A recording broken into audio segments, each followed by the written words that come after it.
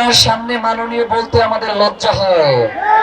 আপনি এখন আর মাননীয় নাই, আপনি এখন জঘন্য আইন উপদেষ্টা হয়ে গেছেন, আপনি এখন ছাত্রী আইন উপদেষ্টা হয়েছেন। আমরা তো কোনো ধ্বজভঙ্গ রাষ্ট্র কায়েম করবার জন্য জুলাই ঘটাই নাই।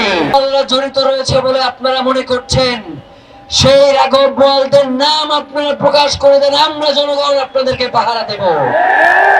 কিন্তু যদি আপনারা কোনোভাবে এই রাঘব বোয়ালদের সাথে সমঝোতায় আসেন, তাদের সাথে আপোষ করেন, আমরা আজকে এই শহীদ হাদি চত্বর থেকে আপনাদেরকে জানাতে চাই, আপনারা 12ই ফেব্রুয়ারি পর্যন্ত ক্ষমতায় থাকবেন না।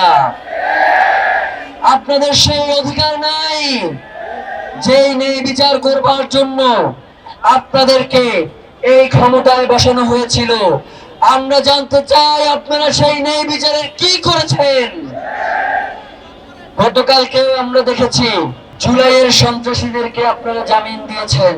মাননীয় আইন উপদেষ্টা, আপনার কাছে জানতে চাই, আপনার সামনে মাননীয় বলতে আমাদের লজ্জা হয়। আপনি এখন আর মাননীয় নাই, আপনি এখন জঘন্য আইন উপদেষ্টা হয়ে গেছেন, আপনি এখন ছাত্রী আইন উপদেষ্টা হয়েছেন।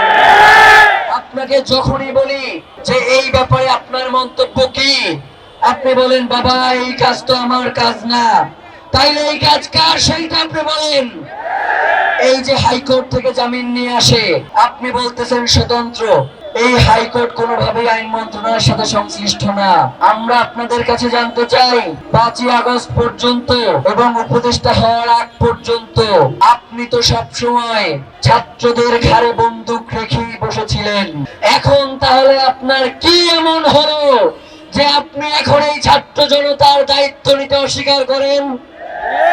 ইতিপূর্বেও আপনাকে বিভিন্ন ভাবে আমরা জানিয়েছি, আমরা আপনাকে বলেছি যে আপনি কিন্তু কোনোভাবেই এই দায় এড়াতে পারেন না। রেল দুর্ঘটনাও যদি হয় সেখানে রেলমন্ত্রী পদত্যাগ করে, আর এই জুলাইয়ে 1400 মানুষের রক্তের উপর দিয়ে ক্ষমতায় দাঁড়িয়ে আছেন।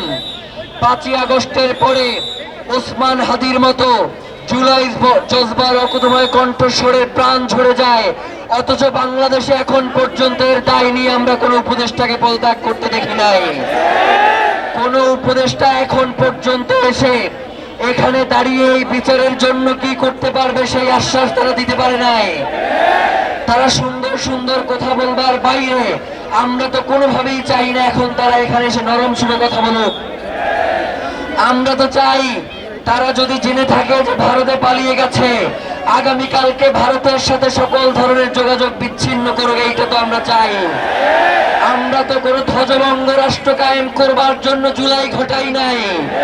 আমরা তো বাংলাদেশকে ভারতের কাছে বর্গা দেওয়ার জন্য এই জমিনে শহীদের রক্ত ঝরে নাই। তাহলে আজকে আপনাদের এত কিসের ভয়? কোন ভয়ের কারণে আজকে আপনারা এই সন্ত্রাসীদের বিরুদ্ধে কথা বলতে পারছেন না? প্রিয় ভাইয়েরা, ইদানিং ফেসবুকে অনেক কি দেখি, ওই জুলাইয়ের সময় বলতো না যে তোমরা এতদিন যা চাইছো তার সাথে আছি, কিন্তু এখন তার সাথে নাই। বলে নাই জুলাইয়ের সময় মেট্রো রেল নিয়ে কান্না করে নাই? এই শাহবাগ বাংলাদেশের অত্যন্ত গুরুত্বপূর্ণ জায়গা, এটা আমরা জানি।